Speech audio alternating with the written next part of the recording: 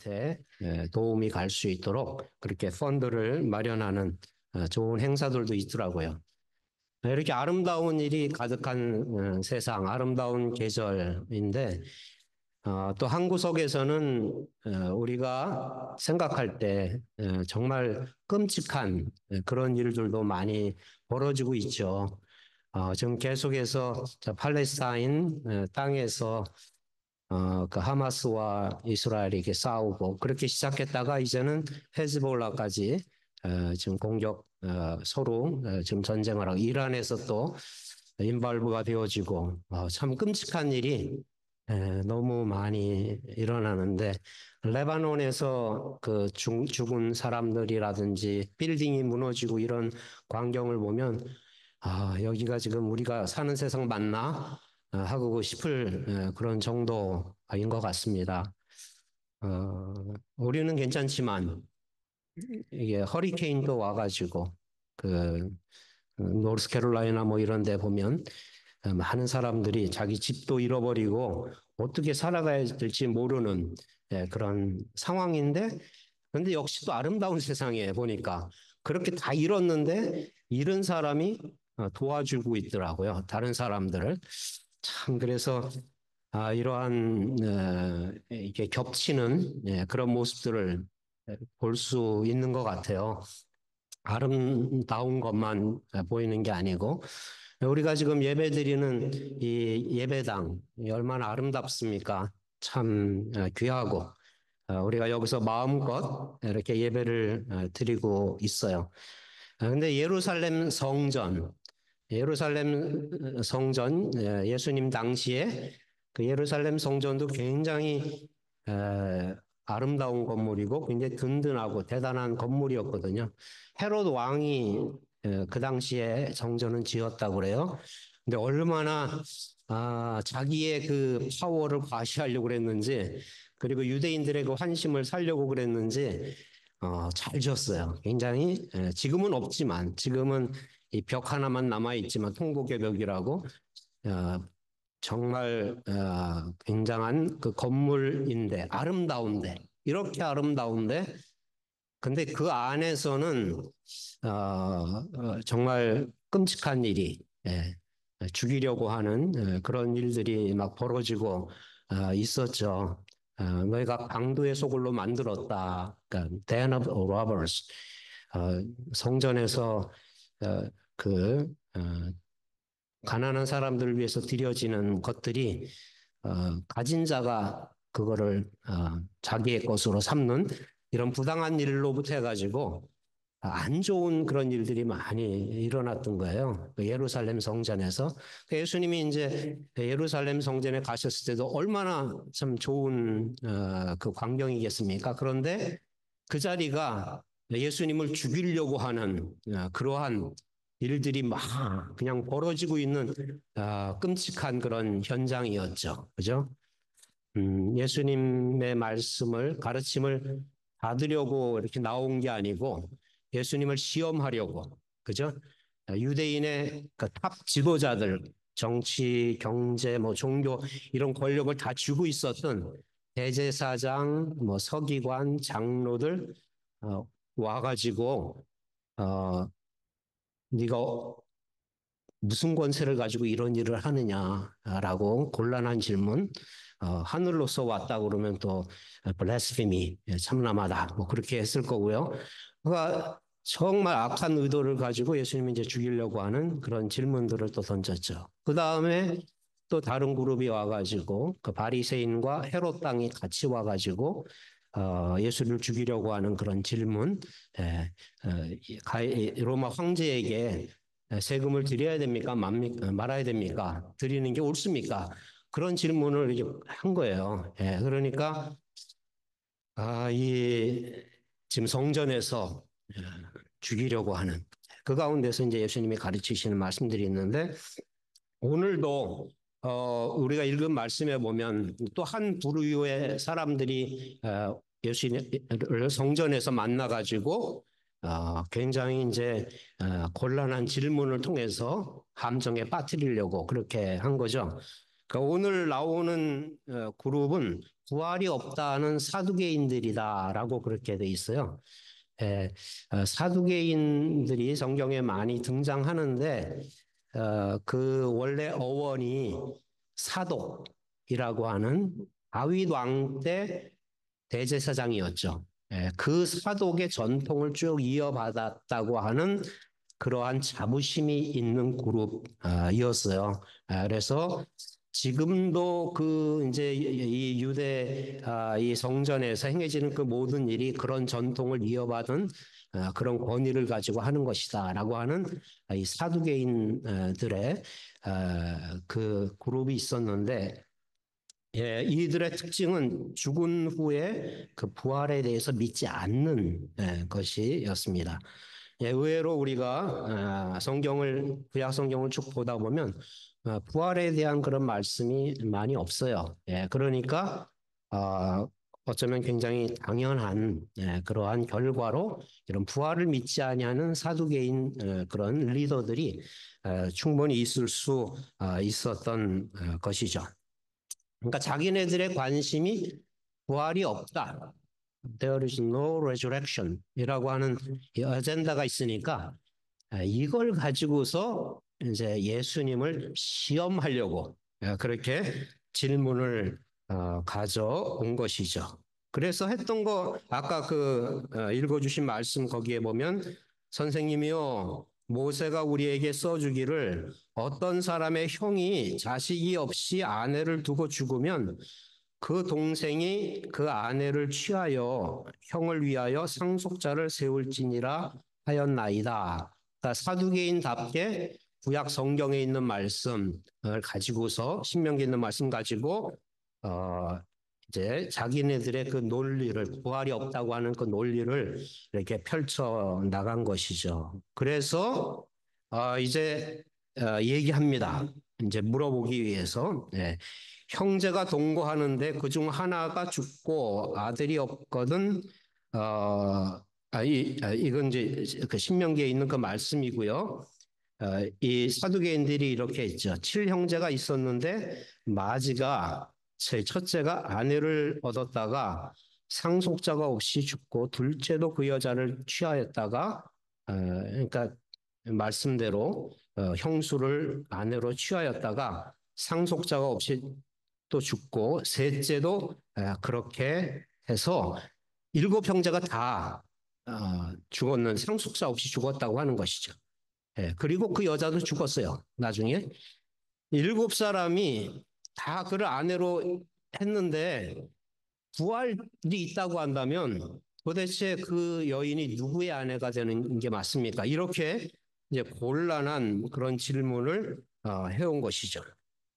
예, 예수님은 이들의 질문을 잘 들으신 다음에 딱 이렇게 말씀하십니다. 대답을 하시는데 24절에 있는 말씀이죠. 너희가 성경도 하나님의 능력도 알지 못함으로 오해함이 아느냐 하고 그렇게 이야기하세요. 예수님 두 가지로 말씀하세요. 여기 너희가 성경을 알지 못함으로 오해했다. 그 다음에 하나님의 능력을 알지 못해서 지금 오해하고 있다. 그렇게 말씀을 하시거든요. 예, 그 두 가지에서 어, 먼저는 성경을 알지 못함으로 성경 박사들이잖아요. 성경을 굉장히 잘 알고 있는 사람들인데 왜 틀렸다고, 왜 성경을 잘못 알았다고 그렇게 말씀하시는가? 그럼 너무나도 그거는 명확합니다. 예. 이들이 얘기했던 모세가 쓴 글, 신명기에 있는 그 말씀은 부활에 대한 말씀이 아니거든요. 예, 그 부활을 가르치려고 하시는 그 말씀이 아니에요. 전혀 아니에요. 부활이 뭐 있다, 없다, 이런 가르침을 주시려고 하는 말씀이 전혀 아니에요. 근데 우리가 성경을 읽을 때 그래요. 내가 가진 관심이 있고, 내가 가진 문제가 있고, 내가 하고 싶은 말이 있고, 내가 지금 겪고 있는 어떤 경험들이 있으니까, 그거를 해결하기 위해서만 우리가 성경을 볼 때가 있는 것 같아요. 그래서 좋은 것만 취하고, 내가 마음에 드는 것만 취하고, 그걸 오늘의 성경으로 삼든지, 이렇게 자기네들이 원하는 생각만 가지고 하나님의 말씀을 자기들의 뜻대로 그렇게 해석했다. 그러면 성경을 알지도 못함으로 오해했다라고 예수님은 그렇게 말씀하시는 거죠. 예수님께서 그 말씀의 뜻은 신명기에 있는 그 말씀의 뜻은 하나님께서 모든 그 하나님 백성들이 주신 그 기업이 있는데 그 기업을 상속받는 거잖아요. 예, 이거는 다른 사람 것이 아니고 하나님이 그에게 하나님 백성에게 주신 기업이에요. 예, 하나님이 주신 선물이라고요. 그 선물을 왕도 빼앗아갈 수가 없었어요. 그러니까 형이 죽으면 그걸 이어받기 위해서 둘째가 그 아내와 결혼하고 그렇게 됐던 거예요. 예, 그러니까 뭐 부활에 대한 무슨 이런 죽음에 대한 다시 사는 것에 대한 말씀을 주시려고 한 게 아니고요. 그만큼 하나님이 주신 우리에게 주신 선물이 귀하다고 하는 거예요.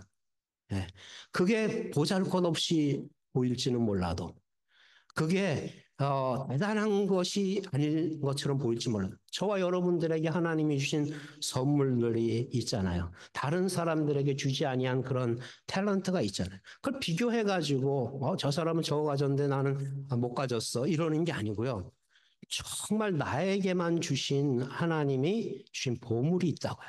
그 보물을 우리가 소중히 여기고 알아가고 그거 가지고 하나님께 영광 돌리는 그런 삶을 우리가 살아가는 것이죠. 그러니까 하나님이 약속으로 하나님이 약속이에요. 그러니까 기업 대대로 이거 잘 이어가도록 주신 그 말씀이라고요. 예, 그런데 부활이 없다 하는 그 자기 주장을 펴기 위해서 이 말씀을 사용하는데 이게 성경에는 없는 칠형제까지 막 등장시켜가지고 스토리를 이렇게 부풀려서 만드는 거죠. 예. 제가 인천에서 저는 이제 자랐거든요. 그런데 그 인천에 저희 어머님이 이렇게 간식으로 그 당시에는 간식이 그 많지 않았어요. 근데 어떨 때 엿을 사오세요. 근데 이 엿이 야 그때 먹을 게 없어서 그런지 모르겠는데요. 지금도 그 맛을 잊어버릴 수가 없어요. 너무 맛있어요. 그 엿에 땅콩이 든 건데요. 이만큼 그릇에다 큰 데다 사와가지고 아랫목에다가 딱 놓으세요. 그러면 퍼서 먹는 거예요. 얼마나 맛있겠어요. 근데 그 엿을 사오는 곳이 칠공주집, 팔공주집이에요. 그러니까 일곱 딸을 뒀나 봐요. 한쪽은 여덟 딸을 뒀나 봐. 그래가지고 맛있게 우리가 엿을 먹을 수가 있었는데 뭐 아들을 낳다 보면 뭐 이제 옛날에는 일곱 여덟 뭐 이렇게 딸을 낳기도 하고 그랬던 것 같은데 구약에도 뭐 아무리 아들들이 많아도 그 야곱의 열두 아들 보면 그 네 명의 여인 통해서 난 거잖아요. 그러니까 사실 현실적이지 않은 그런 얘기까지 이렇게 막 등장시키면서 이제 부활이 없다라고 하는 그런 있으면 말이 안 된다라고 하는 논리를 펴려고 했던 것이죠.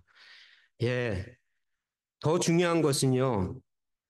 그 하나님의 말씀은 그 남편을 잃고 홀로 과부가 된 그 여인이 보호되어져야 된다고 하는 거예요. 예.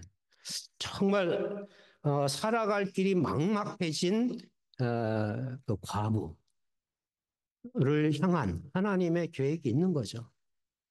살리시기 위한 계속해서 하나님의 유업 기업이 전달되어지는 이 일을 통해서요. 어, 불쌍하고 차별된 처지에 놓여져 있는 그 여인을 향하신 하나님의 뜻이 있는 것이죠. 그러니까 이게 굉장히 아름다운 계명이에요. 구약의 하나님의 계명들은 굉장히 이렇게 아름다운 것인데 이것을 오역해가지고 이것을 하나님의 말씀을 너무나도 잘 아는데 우리 하나님의 말씀 읽어서 너무 잘 알아. 많이 알아. 큐티도 하고 성경 공부도 하고 계속 읽어서 중요하죠. 우리가 성경 내용을 정확히 하는 거 참 중요해요. 그렇게 하십시오. 예, 그런데 사실은 더 중요한 것은 그 말씀을 제대로 아는 거죠. 제대로 해석을 하는 거죠. 하나님의 뜻이 뭔지, 그 당시에 사람들을 위해 주셨던 뜻이 뭔지, 그리고 지금 오늘 우리를 향해 주시는 하나님의 뜻이 뭔지 이거를 우리가 계속 이거는요.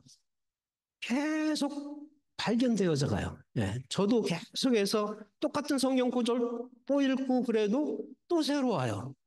하나님의 뜻이 이거였네. 예, 하나님의 뜻이 바로 이거였구나.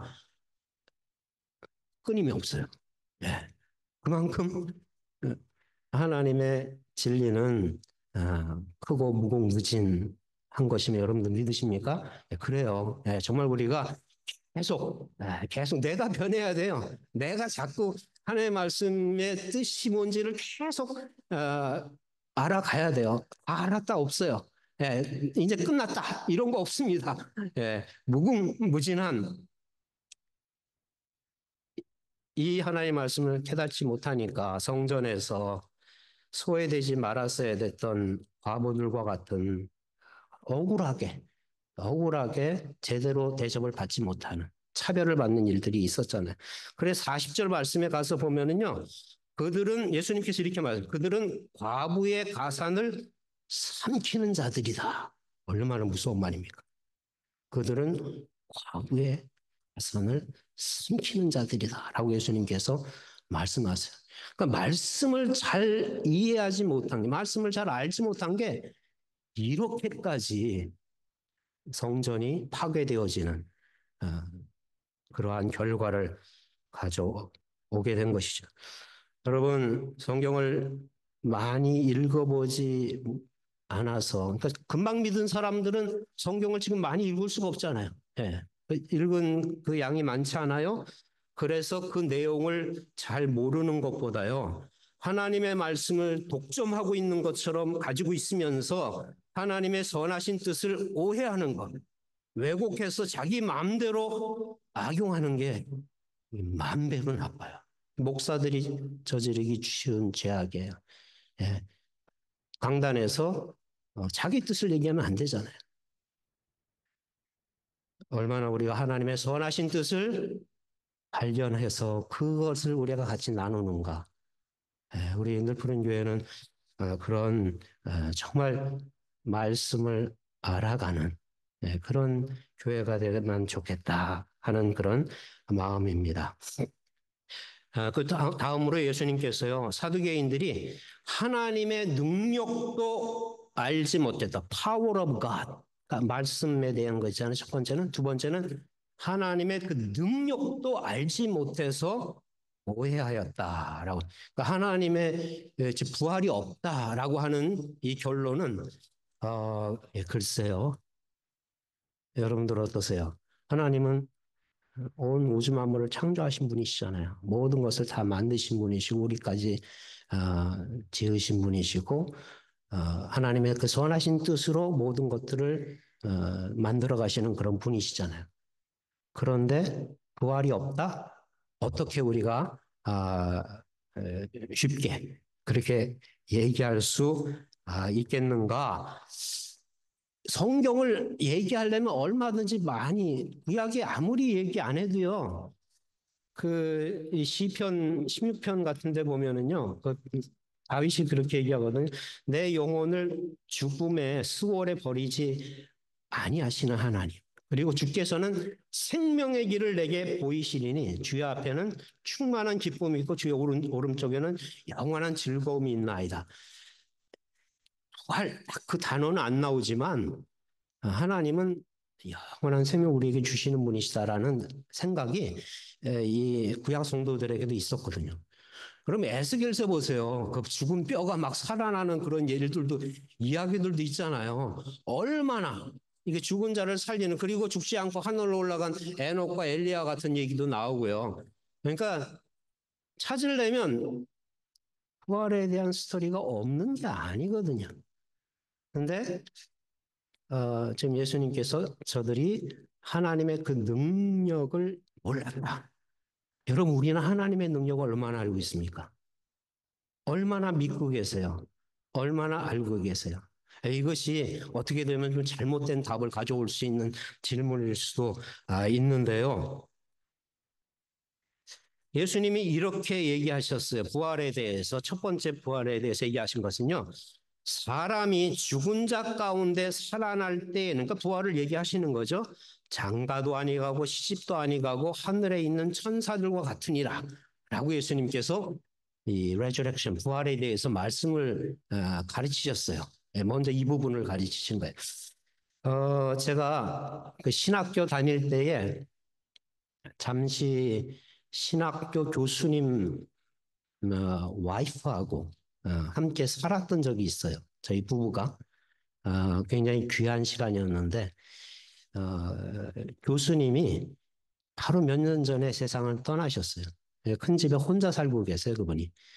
근데 저희가 이제 유학생 부부니까 어, 집 오픈해 주셨어요. 너무 감사했죠.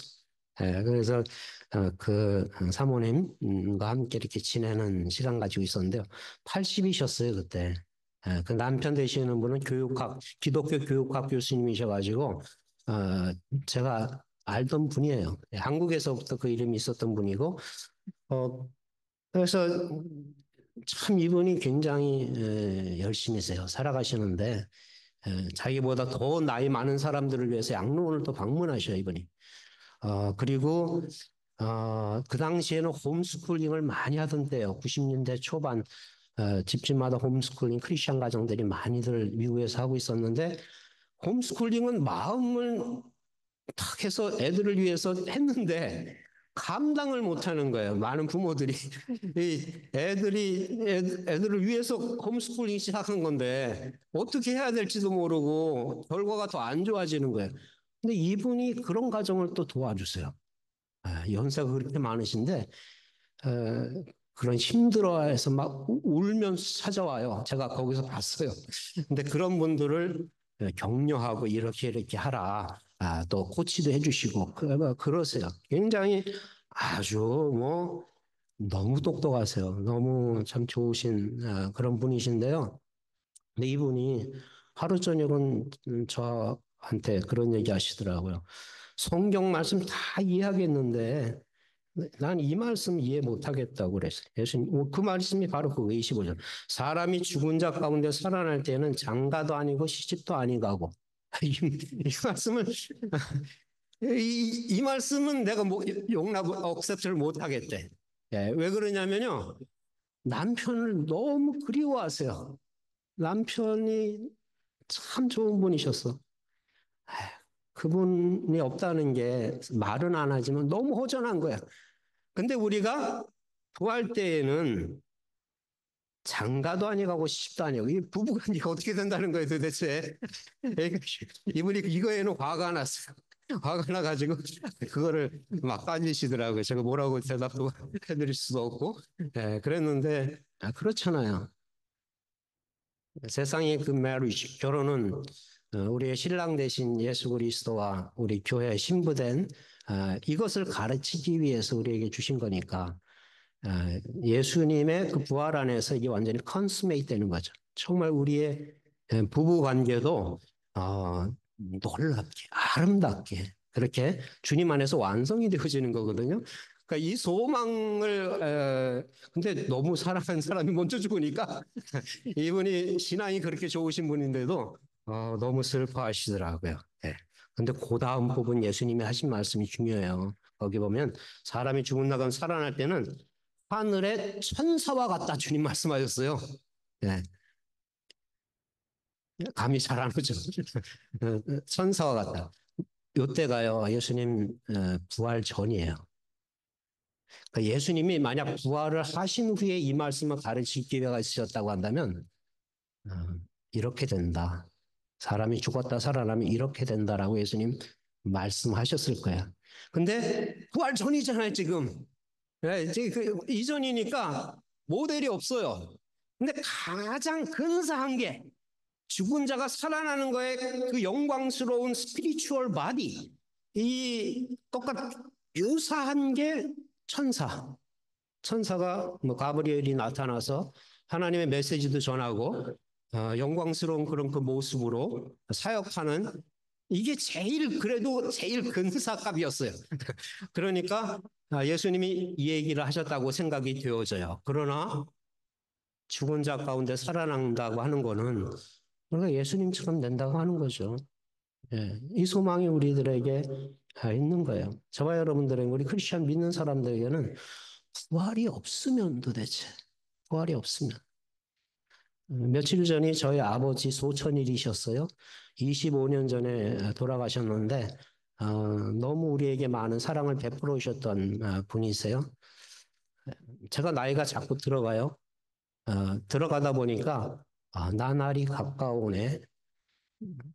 제가 사랑하는 아버지 별날이. 그런 생각도 이렇게 가지게 해요. 여러분, 우리에게 부활이 있다고 하는 게 이게 엄청난 소망이거든요. 예. 우리가 정말 예수 그리스도의 부활하신 그 부활하신 몸과 같이 원데이 하나님의 나라에서 우리가 같이 새하늘과 새 땅에서 땅도 변하잖아요. 하나님의 말씀은요. 땅도 새롭게 돼요. 하늘도 완전히 바뀌는 거예요. 완전히 새롭게 되어진 이러한 하나님의 그 나라에서 우리가 예수님과 같이 부활의 그 육신을 가지고 살아갈 수 있다고 하는 것. 그 부활 생명이 우리에 약속돼 있다고 하는 것. 그러면 이것은 너무너무나도 귀한 거예요. 예. 우리 연약해져 가시는 부모님들 있잖아요. 얼마나 안쓰럽고 힘들고, 그래요. 그러나 우리 크리스천들은 그러면서도 원데이, 원데이 저렇게 문드러지고 저렇게 약해지고 저렇게 힘이 없고 저렇게 망가져가는 그 육신이 영광스러운 육신으로 새롭게 될 것이라고 하는 이 확신, 이 소망. 여러분, 예수님께서 이렇게 될 거야 라고 우리에게 산 소망을 주신 것 아닙니까? 이게 부활에 대한 소망이죠. 부활에 대한 소망이 우리에게 있습니다. 근데 부활의 소망을 이렇게만 생각해요. 우리가 원데이, 언젠가 누리게 될 그 영광으로만 우리가 생각해요. 근데 예수님은 부활에 대해서 가르치시면서 그렇게 가르치지 않으시고요. 26절부터 보니까 죽은 자가 살아난다는 것을 말할진대 이제 진짜 그 부활에 대한 가르침을 주시는 거예요. 그러면서 하신 말씀이 뭐냐면 이 사두개인들이 모세의 책에서 따왔잖아요. 아까 질문을. 예수님도 모세의 즉 출애굽기에서 말씀하시고 우리가 잘 아는 말씀이에요. 가시나무 떨기에 관한 글에 하나님께서 모세에게 이르시되 나는 아브라함의 하나님이요 이삭의 하나님이요 야곱의 하나님이로라 하신 말씀을 읽어보지 못하였느냐 라고 그렇게 말씀하시면서 하나님은 죽은 자의 하나님이 아니라 산 자의 하나님이시라 라고 말씀하시면서요 너희가 크게 오해하였도다 라고 말씀을 하시는 거예요. 이게 지금 예수님의 부활에 대한 가르치심이에요. 부활에 대한 가르치심. 예수님께서 가르치신 부활은 무엇이었나요? 원데이 너희들이 이렇게 될 거야 라고 그렇게 하신 것이 아니고요. 하나님은 아브라함의 하나님이고 이삭이 하나님, 야곱의 하나님이야. 약속의 하나님이야. 그 약속의 하나님은 살아 계셔. 그 약속을 이루셔. 그리고 그 약속대로 생명을 주시는 분이야. 라고 그렇게 말씀하는 거예요. 예수님께서는. 그 부활 생명은요. 예수님이 가르치시는 부활 생명은요. right now 여기에서 우리가 하나님의 생명을 누리게 되어지는 거예요. 우리의 죄가 허물고 죽었던 우리가 이게 부활이잖아요. 이게 출애굽기 사건이 바로 그거잖아요. 저기 이집트에서 노예 생활을 완전히 죽었잖아요. 죽은 생활을 400년 이상 했어요. 근데 하나님이 찾아오시니까 산자의 하나님이 찾아오시니까 약속을 이루시니까 그 죽었던 사람들이 나오는 거예요. 거기서 죽음의 문을 열고 무덤 문을 열고 나와가지고요. 젖과 꿀이 흐르는 땅으로 막 가는 거예요. 예. 이게 부활입니다. 예, 이게 바로 부활이에요.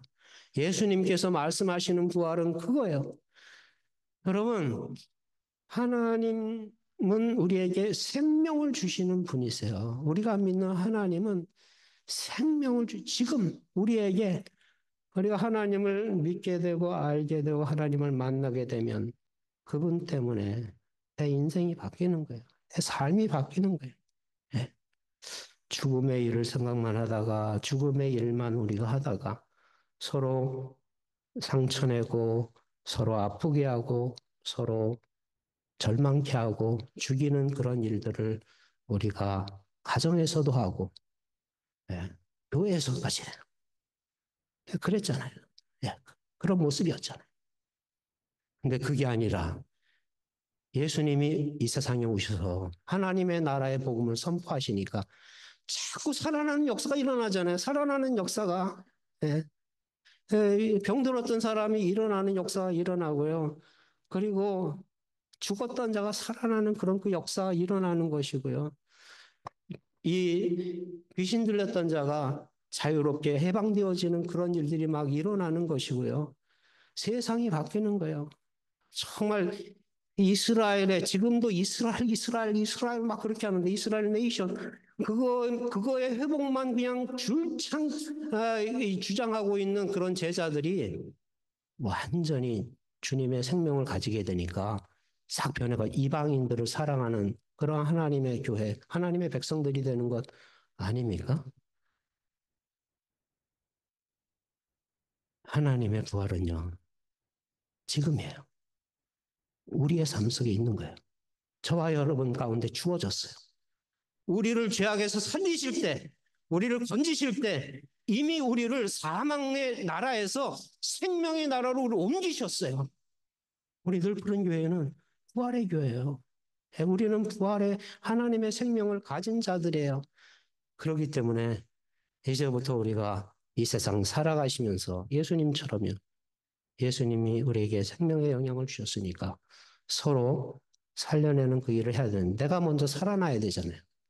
네. 우리가 살아내고 주님의 뜻대로 살아내고 그리고 다른 사람들까지 살리는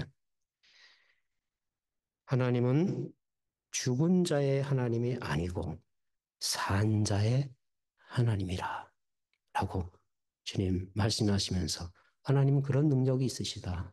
오늘도 그런 능력으로 세상을 살리시는 산 자의 하나님이시다. 우리 늘푸른 교회가 우리가 살아내고 서로 살려내는 그런 생명의 공동체가 다 되실 수 있기를 주님의 이름으로 축복합니다. 우리 한번 같이 기도하시면서 성찬식으로 가시면 좋겠습니다. 성찬 테이블로 우리가 나아갈 때 바로 이 성찬이야말로 우리에게 하나님의 생명이 눈에 보이게 찾아오는 그러한 자리이지요. 한번 말씀을 생각하시면서 우리 자신들을 이 테이블에 나아가면서 여러분 자신들을 내려놓고 한번 기도하실 수 있기를 바랍니다. 주님의 그 생명을 향한 우리에게 찾아오시는 그 하나님의 그 능력, 주여 우리에게도 허락하여 주시옵소서. 나 개인에게도 우리 가정에도 이 교회 이 세상에도 죽음뿐이 가득한 하나님의 생명으로 치유하여 주시고 회복시켜 주시고 우리 한번 같이 기도하시겠습니다.